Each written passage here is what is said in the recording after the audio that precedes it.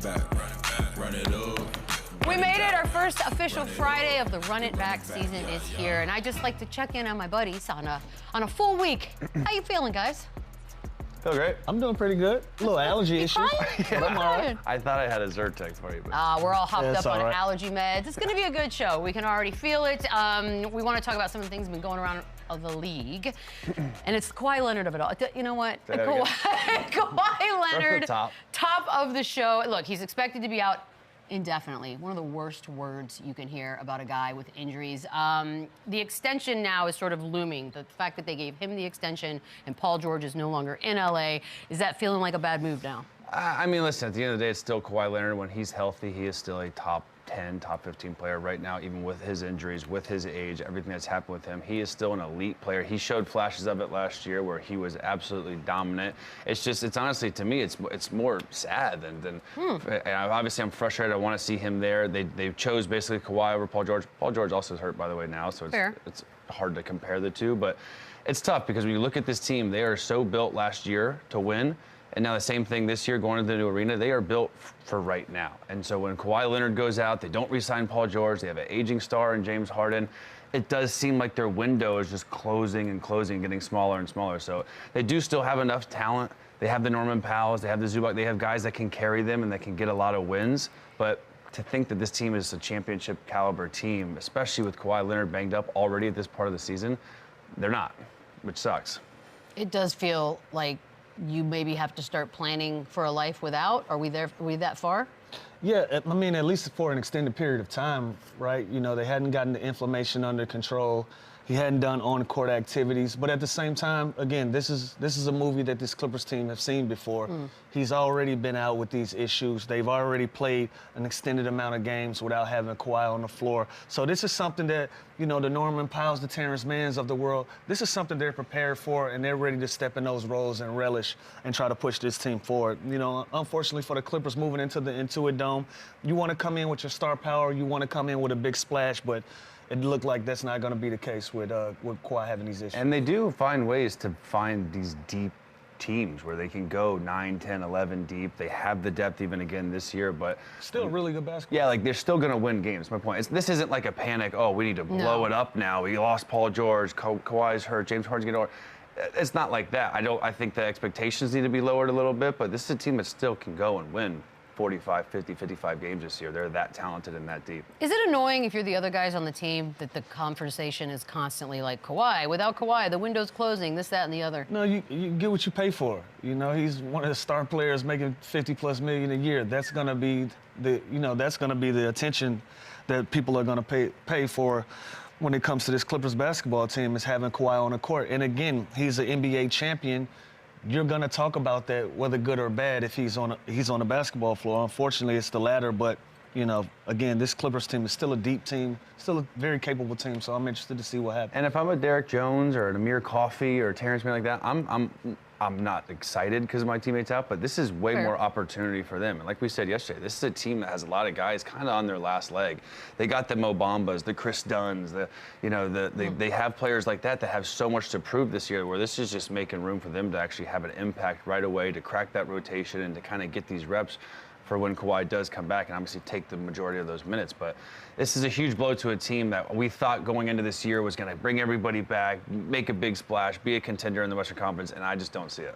So we have a hot take. There will be many this season, obviously. Kendrick Perkins with the first of the year.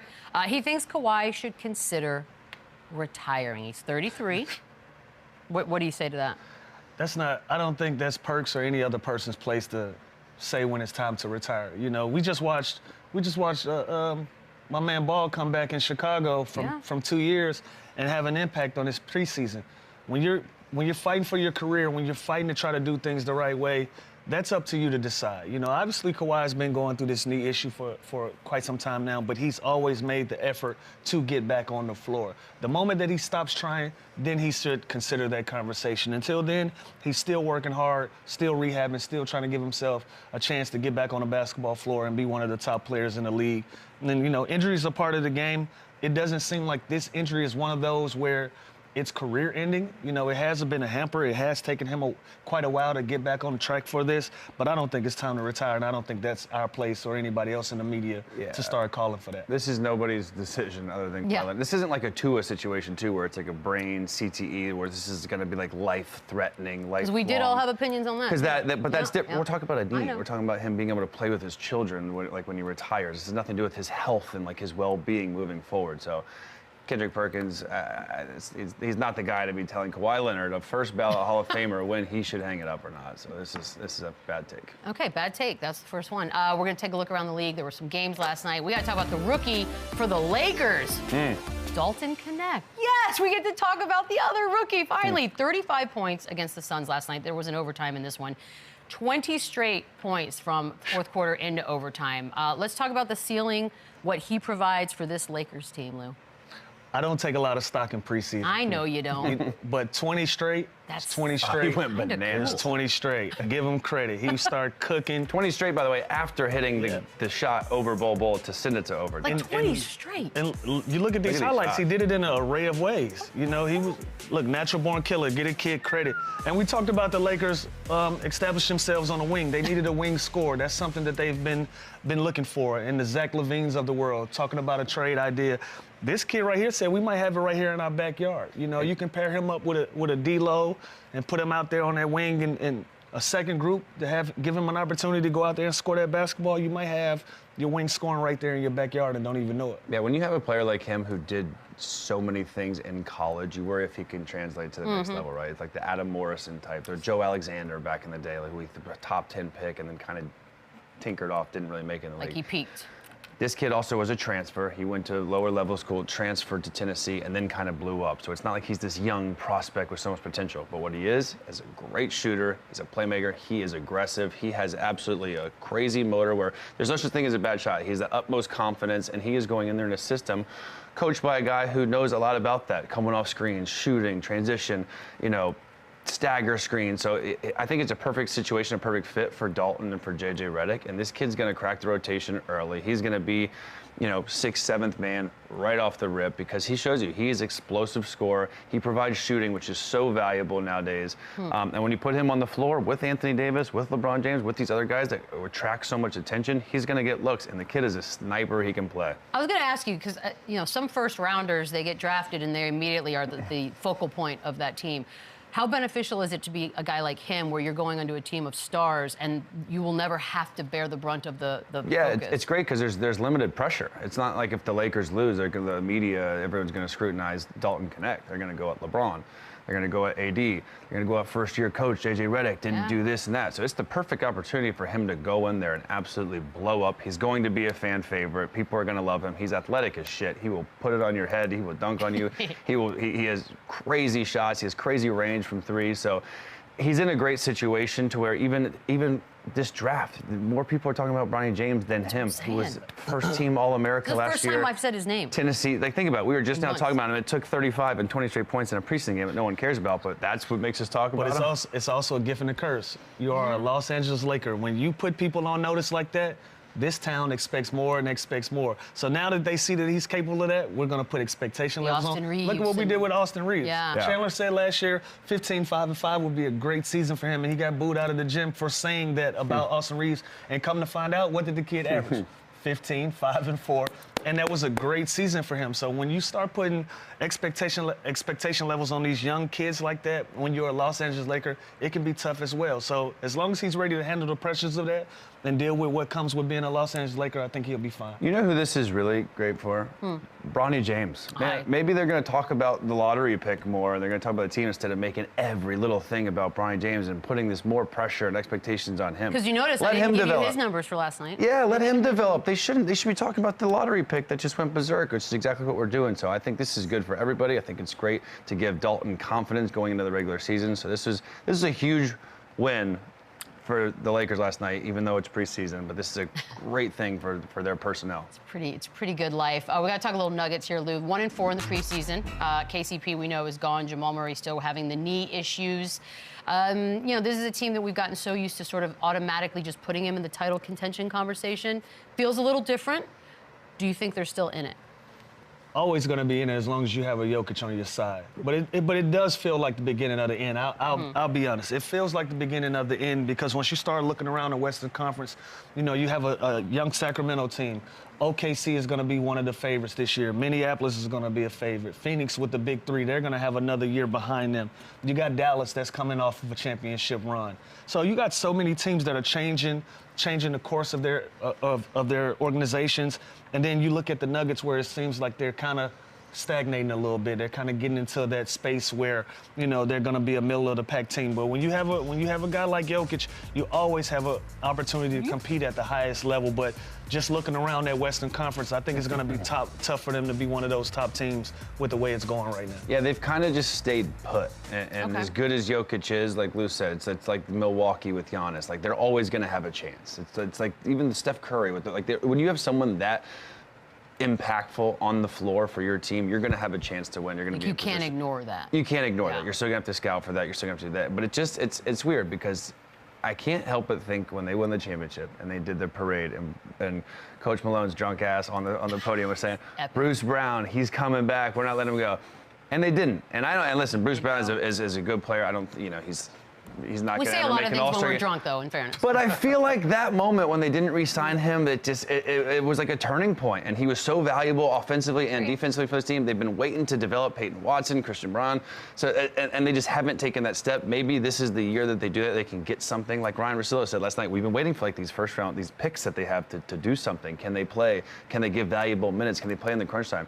They haven't really been able to, besides Christian in the playoff series. And to piggyback off of that, you had a guy in KCP.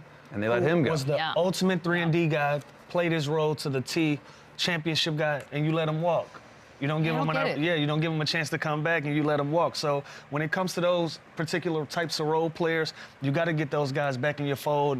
Bruce Brown gone a couple of years now. KCP now. Who's going to be the guys that's going to be the 3-and-D guys? That's going to be the role players that takes a Denver Nuggets team from a 2 seed, from a 6 seed, down to a 2 seed just by doing the intangibles. I don't see that with this team right now. We got an anonymous executive quote. They start early this time around. This one is Jamal Murray is going backwards. Chandler, have we seen the best of him? First of all, put your name on it. I agree. I hate it. Like, don't talk shit. I don't love it. No, I don't think we've seen the best of him. I think health is always an issue with him. There's certain players where you kind of have to hold your breath around, whether it's Kawhi Leonard, Joel Embiid, Jamal Murray, because they've shown that they cannot stay healthy for a full season.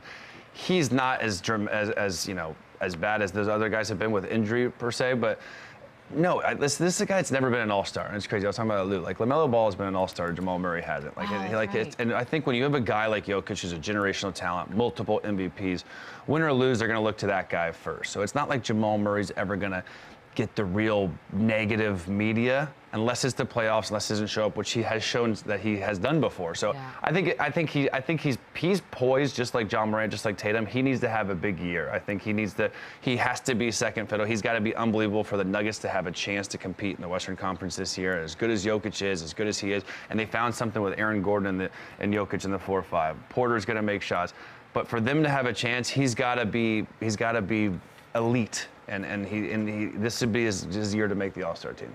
I also wonder the context of the comment, too. Was there a list of dudes who are going backwards? Is it just a Jamal Murray conversation? Like, I always wonder sort of how does that happen? He's still on the list. He's on the list, but who else is on the list? By yourself or 5 guys, this anonymous executive already feels like he's declining. And listen, Monday we'll do a list. Put an address on it. We don't respect it when you just say whatever you want to say behind closed doors and without having some accountability to your words. This will be a defining year for Jamal Murray. We can say that much, but declining, I don't know. That's to see. That's harsh. Rockets finished just outside the play-in. We sort of have watched them become a new team, a new culture, everything that's going on. And then they add the number 3 pick in Reed Shepherd. Are we looking at a playoff Rockets squad, Lou? It's not the worst thing I've heard. There you go. I feel like 41 and 41. They're going to be one of those. They're going to be one of those bubble teams. You know, I got written down here: Houston, Utah, Portland. I hate to add Memphis to this when you got a Ja Morant on your team, but you know they've had their issues with injuries. You know, so you have teams right there where they can get into a 7 or a 10 conversation and give themselves an opportunity if they can stay healthy enough. You know, they got a bunch of young guys that they can build around, that they got a lot of potential moving forward. But until they prove it, they can be there. So playoff push, I can see them getting in on an 8 seed. One of those things being another 41 and 41 team. That's crazy. Yeah, this is one of those scenarios where it's is it play in or playoff team. This is a team that's probably going to get in that top 10 seed. They're going to be right there. They have so much talent, and what concerns me is their two best players, Jalen Green and SEGUN. They both were so good when the other one was out last year. So can they figure out a way? Can they Udoka get on the same page? Yeah, can Udoka figure out a way to get him to make this one of these dynamic duos that we're talking about? Because they're both so good. They're both so athletic. Sengun's the closest thing we have to Jokic in the league right now. He's unbelievable, and he doesn't get enough. Which one would you build around? Well, see, like if I had to choose, I'm actually glad you're saying this because Monday's the deadline to extend players on rookie contracts. They're both. I'm going SEGUN. I think that well, you extend both, but you build. Yeah, but I'm building build around SEGUN. As other? good as Jalen Green is, he is a high volume scorer. He can put up crazy numbers. He's athletic. He has must-see TV. But SEGUN has shown there's a recipe for a guy like him, and it's play through him. Jokic, the way he passes the ball, he's unselfish. He does everything. He seems like one of these guys, just a low-maintenance superstar. He has really put everyone on notice. And again, I think that you have to re-sign both of these guys. I think they are going to be cornerstones for this franchise for years to come. And you keep adding the Dylan Brooks, the Freds around them. Jabari Smith, what kind of leap is he going to make? So I think they do have the piece around it. Udoka is a great coach, too, so he's going to get the best out of these guys. But it is just concerning that they were both at their best when the other one was out. So hopefully this summer they spend some time together, creating that chemistry, working on that two-man game, because they are extremely talented. Well, is there a world, okay, so when you have two guys this good, but good individually, is there a world in which that doesn't work, that they're together, that you ultimately will have to make a decision? Well, we'll see. You know, SEGUN had his injuries, he had his issues, and Jalen Green was able to step up, and then Jalen Green was out, and then SEGUN took this major leap and kind of put everybody on notice. You hope they would get on the same page. If not, there's going to have to be some hard conversations. But again, not only those two guys, you got, you know, a Jabari Smith. You have other guys. You have a capable coach. You have the pieces there to make your team successful and give yourself an opportunity to compete at that 6 to 10, kind of in that area in the Western Conference. You have everything you need to do that, but those two guys got to get on the same page, so I haven't lost hope in that. And we didn't even mention their third pick, Reed Shepard, who's I think the favorite to win Rookie of the Year. You know, again, it's summer league, it's preseason, but he's looked great. I didn't think he was going to be this good on an NBA court, regardless of whether there's preseason or not, this early. He's just a smart player. He can shoot the ball. He's athletic. He plays the right way. He's going to learn so much playing with a guy like Fred VanVleet, too. So I think he is the perfect setup man for this big two-man dynamic duo.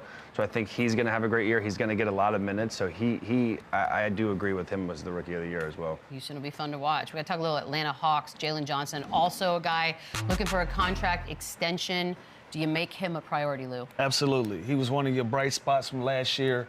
He was one of those young guys that took a huge leap in getting an opportunity to get on the court, play some minutes, and take full advantage of him. You know, I was teammates with him. He was one of those kids that was extremely disappointed in not having an opportunity to play. But look at him now. He's gotten on the floor. Quinn Snyder believes in him. Trae Young believes in him, and he took off. And he had a chance to just be one of those bright spots for the Atlanta Hawks. If I'm them, you make him top priority. You make sure you sign him back. And you just have that nucleus of guys that's going to move you forward. And you know what? They have high hopes for Dyson Daniels. So put him as the kind of the centerpiece of that trade for DeJounte Murray this summer. I think they expect him to have a huge impact and be able to play off guys like Bogdanovich. Trae Young, too. He's kind of a guy that's been slept on. He's been disrespected. People have been questioning him, whether it's you know his demeanor or his maturity or his relationships with head coaches. But the talent is undeniable. He is you know, going to put up crazy numbers. It's can he translate his stats and his points and his threes and his assists to wins? Can he lead this team that's no one's really given a chance to? Can he make them win? Can he take that step of growth, being an actual leader on this team? I kind of feel like we've had the Trae Young conversation quite a few times over the course of the last years, but is this make or break for him? I mean, given the fact that DeJounte's gone, it's 100% his team again. Yeah, and it's always been his team, honestly, since the day he got there. Like, this has been the Trae Young show, and again, they've believed in him. They've paid him. They have listened to him, and so, yeah, I think it is. And it's not just about Trae Young and him getting his numbers. As Guy said, it's about him getting everyone else involved, him translating that to wins. And when I was there, they had Kevin Huerter, they had DeAndre Hunter, they had Cam Reddish. Kevin Huerter's gone, Cam Reddish is gone, and DeAndre Hunter's still there, really trying to still figure it out. Jalen Johnson's the closest thing they have to that wing that they expected those other three guys to be. So Trae Young has went through a lot of personnel, a lot of players, a lot of coaches, but I do think this year is huge for him just to kind of solidify it, put that in, and win games. Seems like a big make or break-ish. Lou, Thunder, we know they're the favorites to come out of the West. If there were something to be the derailment of them, what would it be? It's going to be the same thing for any other talented team around the league. It's going to be staying healthy and having your best players out on the floor. You know, they have all the intangibles. The chemistry is there. The coaching staff is there. The organization is there. You even got 5 picks in the first round. You still have an opportunity to move forward and still get younger, still get better, whether you leverage that into another pick or another star player or not. You have everything that you need to move this organization forward and be a championship caliber team. And they're still really, really young. I feel like they're still playing with house money, still playing with just the ability to go out, play freely without the expectations, you know, even though we're putting them on them. So if anything is going to derail this team, it's definitely going to be injuries if they can't keep those guys on the floor. And when you look around the league, especially the Western Conference too, even with 1 or 2 injuries, this team is so deep that they can really just sub in Wiggins, sub in Isaiah Joe. Like they have so many players that can pick up the slack and that can go and produce for this team. So we talk about it every day. This team couldn't be in a better situation because obviously teams need to be healthy, and they need to be healthy in the postseason. And this team is going to win so many games that hopefully they can. And they're also so young. There's not gonna be like a load management team, you know what I mean? Like this team is gonna play. They're gonna win 60. Like they're gonna win a lot of games, man. So they have even like line shifts, like complete enough. For it's great. everything. They could legitimately go 12 deep. That's It's unheard of. Well done. It's got to be funny for the Mavs, though, because they, of course, made it to the finals last year. It's going to be a lot of OKC talk already, but they're being overshadowed, just plain and simple. They've added Clay. They added Quentin Grimes. They added Najee Marshall. They added Dinwiddie. Are they better? Is it a given?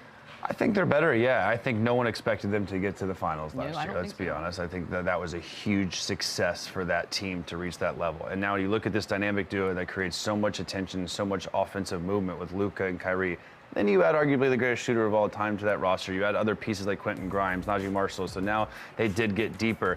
Spencer Dinwiddie is back. They have the bigs back with Powell and Kleber and Gafford. So they also have a very deep team. And when you have Luka Doncic, same thing we just talked about with Giannis, same thing with Steph. When you have a Luka on the floor, he is going to be so valuable and so productive that he has to stay healthy. The Mavericks don't have to stay healthy.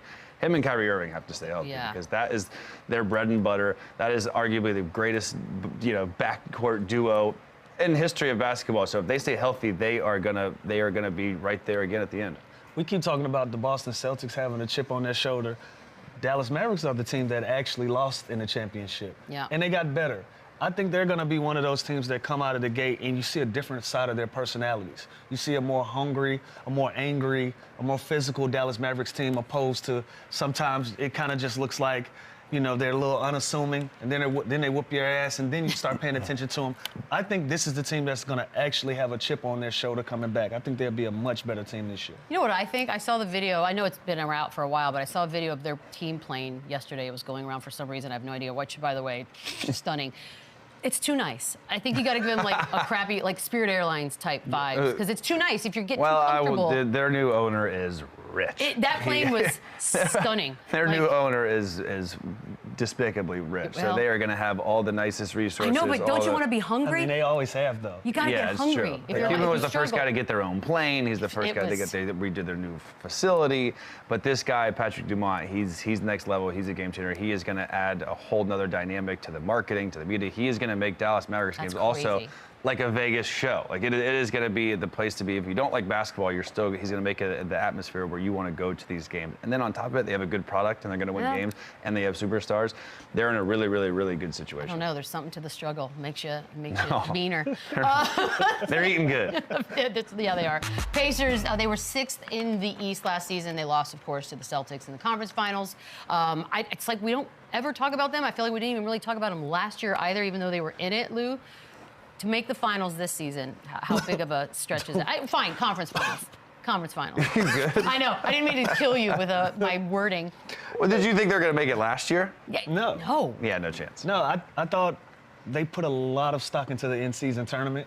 They put the whole league on notice for the in-season tournament, and then I think they put so much into it. Once it was over, you saw that team kind of level out.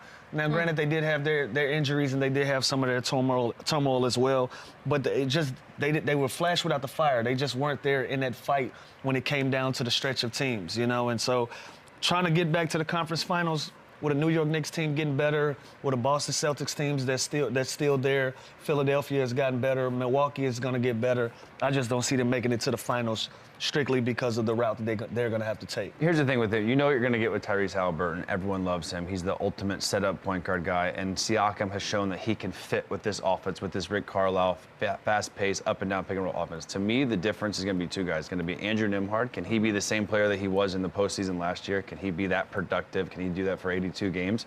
And then Bennedict Mathurin. He was a guy last year that could put up 20, 25 a game when he was healthy. He was that third kind of scoring option. Then he went down last year, so he wasn't even available for them for a lot of the team. So when you look at their team, they do have a lot of guys. You know, Aaron Nesmith last year showed that he belongs. He's for real. The way he defends, he's one of the better two-way players that no one talks about. So they're this tricky middle of the pack team where they're like a Cleveland. They have a lot of talent. They have a great coach. It's just I don't know how they get over that hump because on paper-wise, they're not nearly as good as the other teams. It's like a different level than the ones you're talking about. Gotta get a little LaMelo Ball in here because he was, of course, an All-Star in 2022. You've been talking about that. But since then, he's played in 36 games and then 22 games. Is there a world, Chandler, where we see him as an All-Star again? The problem is his team's not going to win enough games for him to be in the All-Star talk. I mean, Charlotte is pretty much a bottom feeder team. They have no real future. They don't have a lot of prospects. You know what I mean? So they are kind of at a standstill now. They just re-signed Miles Bridges. Mixtape just dropped. Yeah, I don't love the situation they're in. I don't know another franchise that's probably in a worse situation. We combined the Panthers with the Hornets and made some sort of a team out of that. You could combine the Hornets and the Wizards, and it'd be tough for them to make the playoffs. They're in a real tank rebuild mode. And listen, with LaMelo, it's never been about talent. This kid can put up numbers. He can play. He's fun to watch. So statistically, again, he is going to have all-star type numbers. It's just their team is 21-61. You can't reward a team like that with an all-star. You really? And I don't think they're going to get much better this year. Lou, you want to say anything? That's it. That's it. That's all we got on that one. All right, we will take a quick break when we come back. 27 minutes. 27 minutes. Let's go. God, we're getting better. That man has a family next. And has a familia, and we start with Spurs. Stephon Castle. Oh, my Atlanta. Morning. Hey, Teal. You like his game, Michelle? I like it. People love him. Yeah. He's already a fan favorite. He's going to be good. Big guard, I read the temperature. It's going to be a big year for him. It's going to be fun. Oh, yeah, look at that. Love it. Love it. Cam Whitmore. Walker. Oh, no, Walker Kessler. Why? I didn't even see that coming. That's like a 4-foot differential. 40-inch vert. He took off on a trampoline. Walker, you got to swipe, you got to take a charge, you got to get the hell out of the way. You really genetically not gifted. But I know, but he's like 4 feet shorter. That's an embarrassing. Oh, by the way, this is like the next play, too. This is 2 plays in a row. He owns his family now. That's how that works. He can't wait to see Walker Kessler coming. For the rest of his career. You know how you always have a guy? He's the guy? He's found his guy. Oh, that's not fair. And I'm still seeing a trend here on running back guy. Favorite non-Spur. Now you see me, now you don't. Now you see me. There's Valanciunas. He was on the Wizards. A little half hezzy and cheese. Oh, yeah, sir. What, you using this as confirmation? Wait to see it, to believe it. Oh, and Kubale. Another Frenchie. Yeah. Koulibaly. Get it together. Smooth. That was nice. Look at this. Well. We don't have a Giannis moment in the Usually you see that move on the baseline, not in the paint. Are you allowed to do that? Oh, LeBron got LeBron got LeBron. LeBron got LeBron. LeBron won't like that, and he will remember it. That's going to be a problem at some point. My goodness. But That's clean, nice to too. see. OG! Uh-oh. Another Frenchie. Victim. Oh. Did he travel? Oh, no. Stop it. We don't do travels in that, man. Rudy Gobert, you're the defensive player of the year 9 times. Stay on the floor. Check ball up top, man. That's a travel. It is. It's got to be, Check right? ball. We're going down the court. You can't go 2-1. 2-1. He took 7 steps. Just stop it. Yeah, that's not what this segment's about. Yeah, okay? that's a check ball up top. Oh, another Spur. Hey, Keldon. Okay. Oh. Okay. Wow. See Well, that? this is a fun segment today, guys. We don't talk enough about him either, Michelle. Remember when he was on Team USA? And Remember when they were going to, he was like trade bait a little bit Yeah, last then they were time? going to move him. Like, what? He is a building block. Also fan favorite. Yeah. It's him and Castle, for real. I mean, obviously Wemby, but that's a different thing. Brandon Miller. This was insane. This is. Oh, no. Oh, my. Do that one again. Hold on. Mr. Turner. Brandon Miller, too. You know how good this kid, how much we'd be talking about this kid if Wemby didn't exist? This kid is so good, and He's he is talking just. about a lot of people. We don't talk about him, but look at that's like the Dwight Howard dunk. Oh, this one. This next one's you. You do this next one. This one? Yeah. Read the names for me. Okay. Oh, we got Olivier Maxence Prosper dunks on Anzus Pachinsnik. You know what? That's And not Zeus as bad as I thought it would be. Who the? It's Angers Pasekniks. By the way, 2 dunks for the Very don't hot. even touch Anjay the rim. Pachinnix. Yeah, it's a very hockey name. Not even. All right, Anjay. Well, Is he you should have French? hockey fouled him. Bonjour. Oh, oui, oui. No, I don't think that's French. Oh, understood. Yeah, Why okay, did they that's just throw a fine. Prosper at the end of it?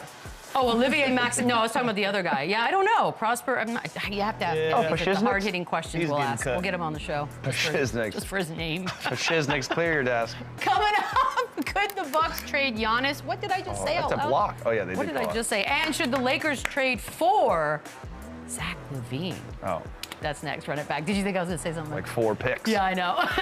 We'll be back. Buying that. I love. You know what? Giannis talking. It's good content because now he said that he might get traded. He's saying that if the Bucks don't win a Nobody's championship. trade you, Giannis. I mean, but it's weird for him to say no. You buying this? Stop the foolishness. This is what he does. He likes. Provocateur. Yeah, but he's just a silly guy. He's not okay. serious. They would. Yeah, he's just. What I said at all. Yeah.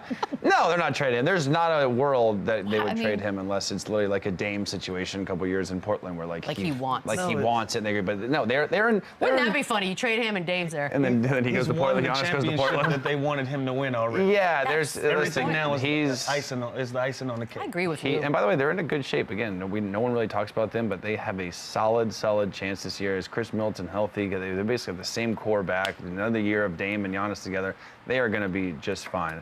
And I don't even think that it's championship or bust for this team. Doesn't Like feel it like doesn't. That's not fair to put those expectations on them. There's a lot other teams that are better, that are deeper than them, but they're going to have a good game. What's They're gonna weird be- about though is that Shaq Game. said that this Bucks team should be the favorites to win the title, which that's kind of a hell of a statement, Lou.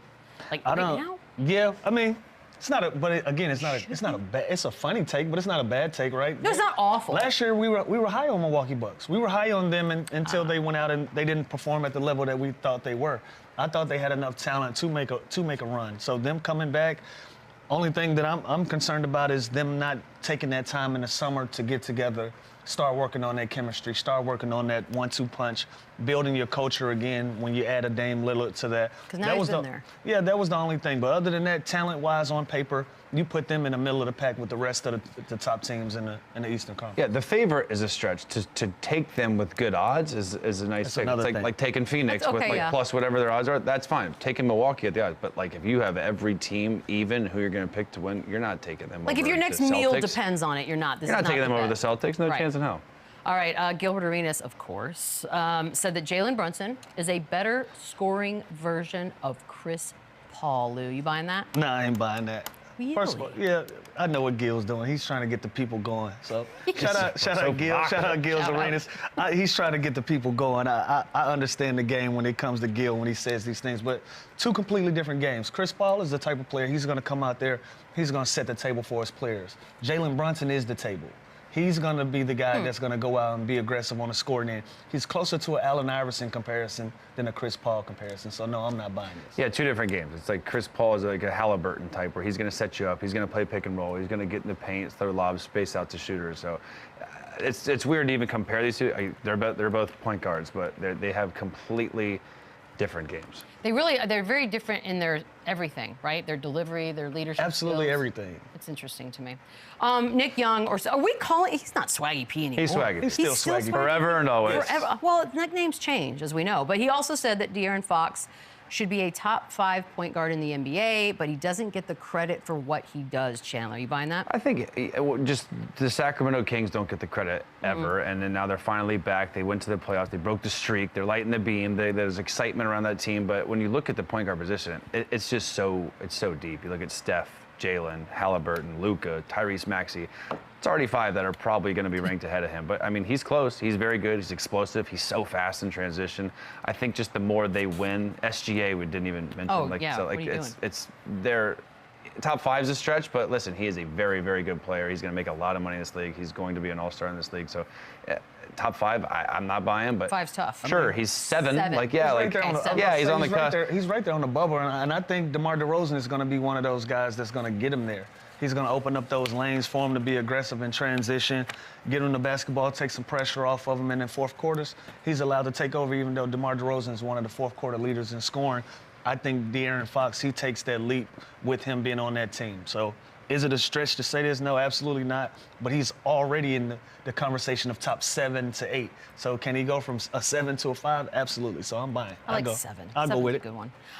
Lou, the Heat went 46-36 last season, lost in the first round, and Stan Van Gundy has already come out and said they're not good. That roster's not good. They have a play-in roster. I love that. ESPN gave him like a 90% chance to make the playoffs. That's somebody's high. That seems ridiculous. I think that's on reputation. I think that's the reputation that the Miami Heat has built, and we're used to seeing them go on these late season runs. I didn't feel that energy, and something feels missing. Chandler, am I wrong for saying it? Just that Heat culture and the how Pat they Riley, usually... Jimmy Butler stuff last year was a little weird. Yeah, those exit meetings were weird. Something seems off. And also, well, for some reason, this is a team, because of the culture that they've created in Eric Spoelstra, we've given them like the benefit of the doubt. They could have a shitty regular season, but it's like, don't worry, they're better in the playoffs. So it's like we kind of lower our expectations for the Miami Heat just because how good they've been in the postseason. But he's not wrong. When you look at their roster, the Jimmy Butler and Bam are solid players. Tyler Hero, can he stay healthy and have that great year?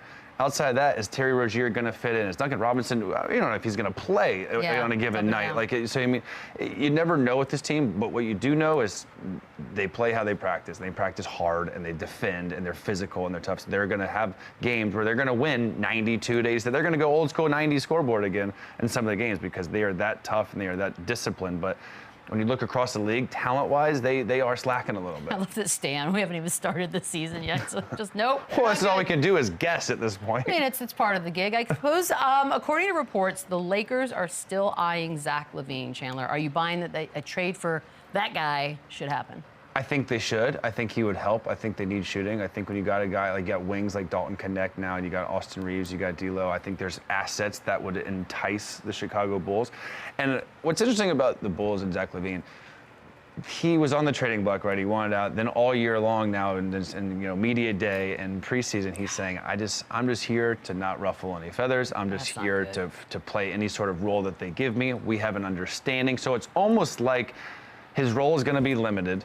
That sucks. Be a good guy, don't be a distraction, and eventually we'll find a deal that makes sense for both of us. That's the kind of vibe that I've got. But listen, he can still play. He can still shoot. He's still athletic. He's bounced back from his surgery. So I think he would, basketball-wise, fit with the Lakers. It's just what are they willing to give up at this point? Yeah, but you've already invested in Austin Reeves.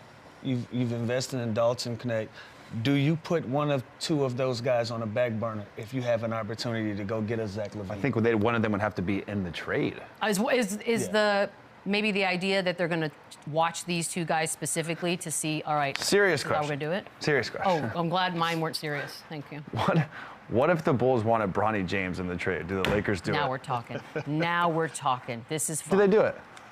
Like right now, before the rate, No. No chance. No. So no, they're not doing it. He's untouchable. No. He's untouchable? So him, Anthony Davis, and LeBron are untouchable. Everyone else is on the board. I mean, is that crazy to think? Let me ask you this. Is there a greater chance, and I'd like to thank Lisa James in my ear for this one, is there a bigger chance that Bronny could be traded or that Wemby would be traded? Or LeBron. Like, who's the most untouchable? Wemby, but it's a fucking it's a close second with Bronny James. But that's what I'm wondering. Like if they see it, you throw some picks, you throw a Dalton Knecht, you throw a D'Lo in it. But no, we need Bronny James. Do they do it? I hope that happens. All Bronny James aside, Dalton Knecht just scored 20 straight points last night. Austin Reeves, you already know what you're going to get out of him. Are we just pitting the two white guys against each other to see who stays? No, they're the wing Colin scorers. Castleton, he's available. they're the wing scorers, and so yeah, right. If you're gonna bring a Zach LaVine in, like you said, one or the two of those guys are gonna be involved in that. which one of those guys are you or not- D'Lo. I feel like the Lakers are more interested in shipping out D'Lo than Okay, Reeves. But it's got to be multiple parts, right? You gotta go. You better go. Rui's he's a little hot right now. You better go get Lonzo Ball. You better throw him This in is there. why we need this. You don't have a point guard Lonzo either. Ball? You This don't is have a point guard either now. This is why we need Shams. Fuck yes. God damn it, Well, Shams. you know, maybe We're over here guessing. He Let's knows. just text. He will still text us back. We can do that. He's a right? consultant. Yeah, he's a consultant. He's still with us. Darius Garland said that, I don't like this. He lost his joy for basketball after dealing with all the injuries. Are you buying that he's going to regain his form? I totally get this. Again, I've been down that. You lose love for it. You kind of fall in love with the grind and you know, the whole process of getting back and hopeful that you will become what you once were. And it hurts and it's frustrating and it weighs on you. But he's young enough. He's talented enough. Their team is good enough to where he can have one good season and kind of put that all behind him. So I understand it's very frustrating and it can get to you. The weight of it can get to you. The expectations. He's a high pick. He's an all-star. He is so talented. Where it sucks, you feel like you're doing all you can do, and you're putting in the work in the training room, the weight room. You're doing everything you can do medically, and it's still not enough. It definitely weighs on you, but I think he's going to be poised for a good year. You heard all the drama last year, him and Donovan Mitchell. Did they get along? Did that have something to do with it? They fired their head coach. So there was a lot of shit going on in Cleveland last year that no one really had answers to. But they have their team now. They have young core going forward, and they could be They seem like they could be a have sneaky fun. little team in the East. Yeah, I look forward to seeing him play. You know, it's unfortunate that he felt like that, but like Chandler mentioned, when you go through serious injuries like that, it takes a toll on you. You know, your confidence is all over the place because your measuring stick is being on the basketball court. That's how you measure your personal life as well. Where am I in my career? How much success am I having on the basketball court? And you take a lot of that home with you. And for him to feel like that, to go through that, man, I wish him well. He's one of the more promising guards that's coming up in the league. So hopefully he gets healthy and he finds that joy and he puts the league back on notice again. Needs yoga, some meditation, just get things right, you know? That way you prioritize differently. Right. I guess. Coming up, we're going to talk about some teams and who's under the most pressure. The old D block. Welcome back. We're going to do some pressure stuff, right? So in the East, who's under the most pressure entering the season? I feel like, should we say other than Boston, or is it Boston? I don't think it's Boston. I think it's You Philadelphia don't? 76ers. I think they make a big move to get Paul George. I think they have the star in Joel Embiid, who's not very healthy right now, who's saying he's not going to play back-to-backs. They are built right now to win a championship, and there's a lot of question there. Paul George is banged up. They've invested in him. Joel Embiid now is not going to be available for any of the back-to-backs moving forward. Can they stay healthy enough? Can they compete for a championship that they basically put all into this summer of doing that? So I think there's a lot of pressure for them. There's obviously pressure on the Celtics. Can they do it again? They're all fully back. Can they go back to back? And can everyone handle those expectations? But outside of them, I think it's Philly. I think that makes sense. I think it's Philly. Convince me. I'm going to disagree. I think it's going to be the Knicks. Really? Yeah, that was the biggest move of the summer with going to get Cat, bringing him in, and you already know how that. Yeah, we already know how the Knicks fan base get down. They're expecting this to be a huge season for them. You know, anything less, They'll be uncivilized. will be. I was trying not to say it, but anything less will be uncivilized. This fan base, they're ready to go, and they feel like they have the chance to compete for a championship and come out of that East and give Boston headaches. And so, with that being said, the pressure is going to come from within. The pressure is going to come from New York City and that Knicks fan base. And so I think you start there, but I think it's going to be the Knicks for me. You know what? The only reason I don't think it's the Knicks, because if they don't win a championship this year, I'm like, nah, they'll be back next year. If it's Philly doesn't win a championship, I'm like, they're screwed. It's like, you know what I mean? weird It's like, because I don't. There's a different vibe, I think. Maybe Knicks it's just me. Knicks are young, and They're like they are lovable- built. the They are lovable built. Knicks. Knicks are going to be it's the- there in the next 5 years. I don't think It's there's also the pressure right preseason. now. October 23rd, it'll be a completely different vibe For sure. and feeling in the That's city. fair. I just think the Sixers are built right now to be good. The Knicks are built for the next 5 years to be good. So there's not as much pressure on them. They have more time. It does feel like the Philly window of health and It's age closing. and really health is going to be the problem. Yeah. All right, man, I think, you know what, Chandler gets a point. Well, that And your Just going to face. score it. that doesn't mean it's more pressure on them. That just means they have a smaller window. I don't think that's pressure. That doesn't equal pressure to me. Really? Yeah, I don't see it that way. How does that not equal? Because that means once that window closes, you're back to being No, irrelevant. it can lead to disappointment, but putting pressure on, Joel Embiid already said he's not going to play in back-to-backs. that's taken some of the fight already out of it. Just like you're already going into it expecting him not to play a bunch of games. So if you lose those games, that doesn't say pressure. That says disappointment. It doesn't say pressure to me. I think it's a lie. I want to have the point back. No, you don't get. No, you're not. Well, maybe you could make it up here. We got the Western Conference. Who's under the most pressure? I got 2. That's not. But you go first, because if you say one of mine, I'll say the other. Give me Phoenix. That's one of mine. All right, that was Phoenix. one of yours. All right. Phoenix is going to be under the most pressure. I thought they underperformed last year. I thought they didn't reach their potential. I think the chemistry wasn't there. But I'm excited to see that they're excited to get back on the court. They're excited to go out and prove themselves differently this year. And so I'm going to say Phoenix is going to be one of those teams that's going to be under the most pressure this year to perform well. Right, Phoenix is a great one because it's like, okay, you fired the coach. You have 3 vet superstars. So now if they don't win, that's pressure on that team, on those players. You know what I mean? They have so much talent, and now they have a point guard. So like, unless they have crazy injuries, like what would their excuse to be to not win? Like they have their team going forward. The other team for me is the Clippers. Like I know their expectations are low, but like it is literally they just make or break. Can Kawhi Leonard play? Or are they going to straight go rebuilding into this new arena? That is pressure. They have no product to put to this new fancy new arena. So there's no pressure then because you're defeated. But I think it's either you compete and win, be like a 45, 50 game win, or you literally completely rebuild. So I think there's pressure to make a decision for this franchise, which route they go. Point Lou. I think Lou's point was much better. Tie ball game. Yeah, it's a tie ball game. Do we have a tiebreaker? Don't have a hissy fit now. Do we have a tiebreaker? Where should I go for the tiebreaker? I don't know what to do. All right, I'm just going to go with the Western Conference player most likely to have a breakout season. This is the tiebreaker. I went very, very rogue here. Come on, I went rogue here. No, I'm saying with the player. Oh, yeah. Okay, well, go. You go first. You got 9 seconds. I have Jonathan Kuminga. I think he is. I think the expectations of him, with no Clay, a team that is kind of hobbled. It is basically they are believing in him. They're going to invest in him. I think he has shown growth of his game. I think he is going to be a breakout player with a bigger, larger opportunity, playing along Steph Curry, who's going to demand a lot of attention. He's going to get double teamed. He's going to have a lot of open looks for Kuminga. He's athletic. He can get to the hoop. I expect him to have a huge. I think he's going to be like a 18-8 kind of guy. Okay, all right, Lou. Like I think he's going to have a great year. And on the east side, Cade kind of can. But I'll give him that. Okay, good. Well, listen, I'll go Julius Randle. Interesting. New setting. He has an opportunity to prove himself to a new fan base, new city. And like we said, it's not so much pressure on him being in Minnesota. That is Anthony Edwards' team.